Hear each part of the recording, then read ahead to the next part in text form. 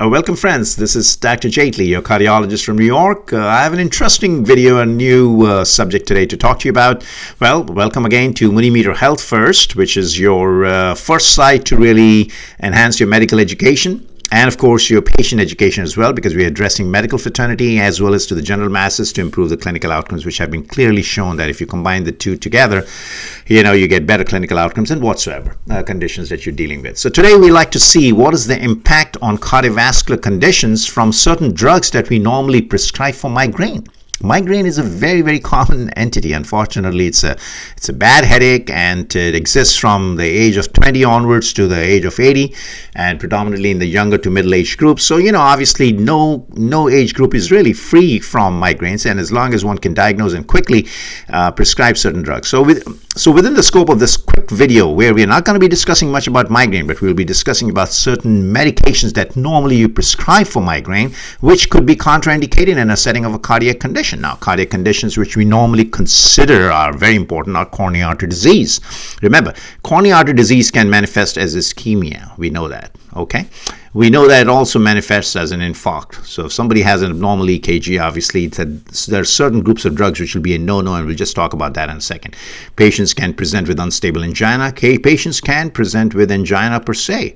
And then, of course, they have acute coronary insufficiencies, etc., etc. Now, there are other cardiovascular conditions which can coexist in a patient with migraine. Remember, hypertension is a very, very common entity. We know that it's a huge population all over the globe which has hypertension. Patients who have hypotension, patients who have low blood pressure, if you will.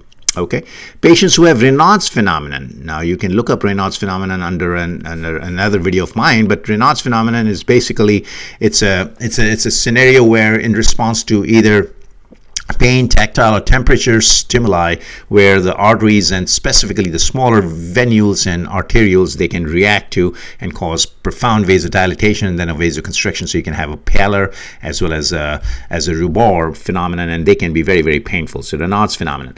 Patients who have PFO. And these patients normally have an aura also in addition to their migraines. So just remember that, PFO. And so some of these conditions are there, as I said. And then mitral prolapse, do not forget. Mitral, which is a very, very common entity, and we forget about that. But again, there's no cause and effect. Doesn't mean that mitral prolapse causes migraine or vice versa. Migraine causes this. It's a common association.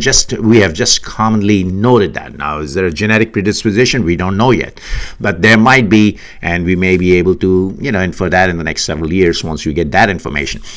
Quickly, so ergots and triptans are a big no-no in a setting of coronary artery disease. Why? Because these drugs, they are vasoconstrictors. Now, migraines pathophysiology, if you recall from your neurology lessons, if you will, basically it's a vasodilatation from a secondary to either I call it a sterile meningitis, secondary to certain neurotransmitters. And now we know the neurotransmitters are really calcitonin substance-like.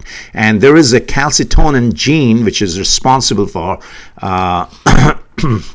and it's a related peptide, so calcitonin gene-related peptide, which is called CGRP, which has been now linked to a lot of migraine pathophysiology. So we'll just get to that in a second. So just so that you know, ergots and triptans, they're a big contraindications, and do not use these drugs. Specifically, if it's on the boards, make sure you mark them no.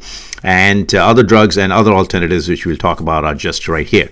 Gepants, which are relatively new, they are all FDA approved. Ubrogepant and the Raynauds, they are very safe drugs in cardiovascular settings. 5-HT antagonists, specifically so the prototype example here I would give is lasmiditan, and that has no cardiovascular effects and can be safely used. Beta blockers have been used for a long time, and the prototype obviously has been atenolol. We know that. We have used metoprolol, which are very, very cardioselective drugs. And of course, the oldest one was Indrall, which came around, and then they started using Indrall LA, which I believe 30 years ago, when this drug came around, this was commonly used for migraines as well as for hypertension, as well as for many other cardiovascular conditions as well. So just remember, Indrall LA was the prototype, but it's not cardioselective, but these are cardioselective. So they have very good advantage with atenolol and metoprolol because they will not interfere with patients who have coexistence coexistent asthma, coexistent COPD. Remember, the patients are not reading the same books as we do, right? So they may come in with 3 or 4 conditions. I always joke that.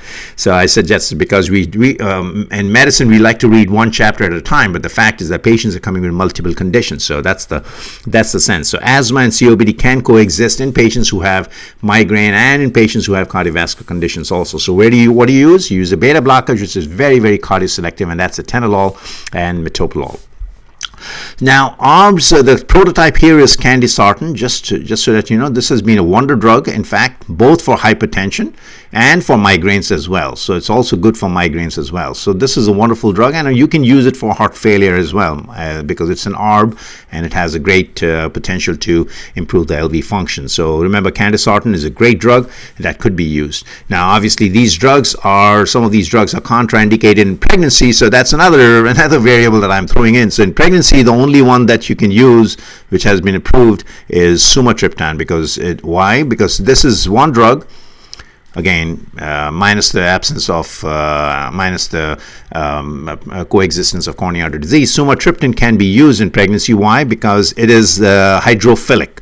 So it has the advantage, it does not cross the placental barrier, and as a result you're okay with it. So hydrophilic and lipophilic, other triptans are lipophilic. So sumatriptan is one of the safest drugs. They've used tens and tens of thousands of patients in Europe and in America, and without any effects on pregnancy, neither on cardiovascular effects either.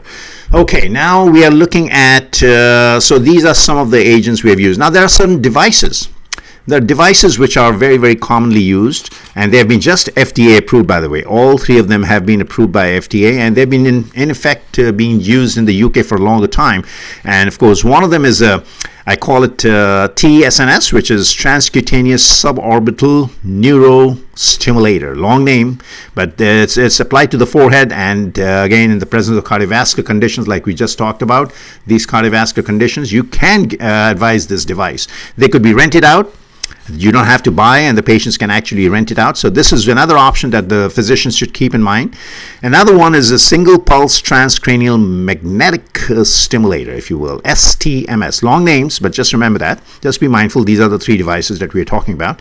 And the third one is a non-invasive vagal nerve stimulator, and they can be all used in a setting where you have coronary artery disease, where you have other cardiac conditions here, for instance. So devices in general, they will not interfere with your coronary artery disease. Plus, they can be safely used in pregnancy also, because none of these really interfere with the pregnancy either. So devices have really now taken over, and especially in concierge medicine, because unfortunately the third payer system does not pay. Only in some cases they would pay.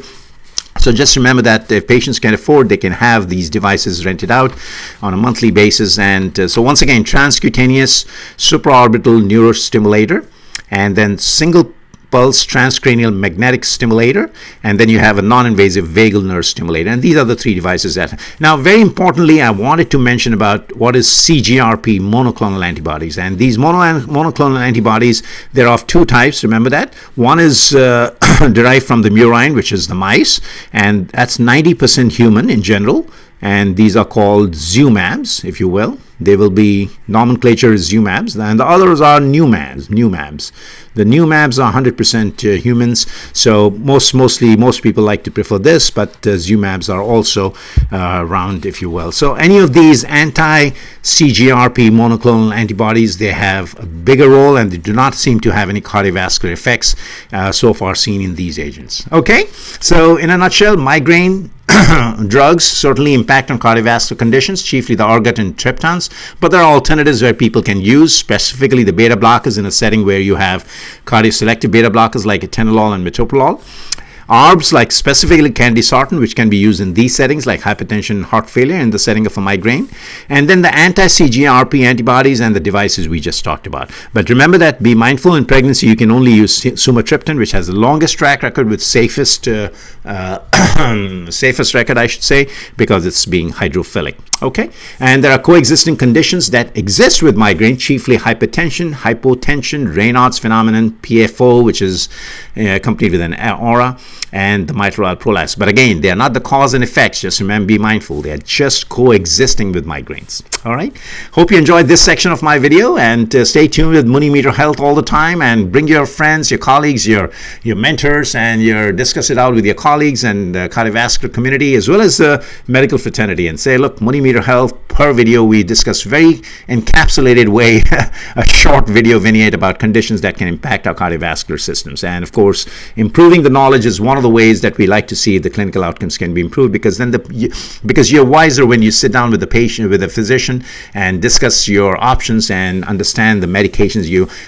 I can vouch that you have a better compliance. You'll go for proper testings. You will follow the regimens. You'll follow the follow-ups with the physicians, etc., etc. And therefore, the clinical outcomes are excellent. Okay, looking forward to seeing you again for the next video. And thank you again. This is Dr. Jaitly.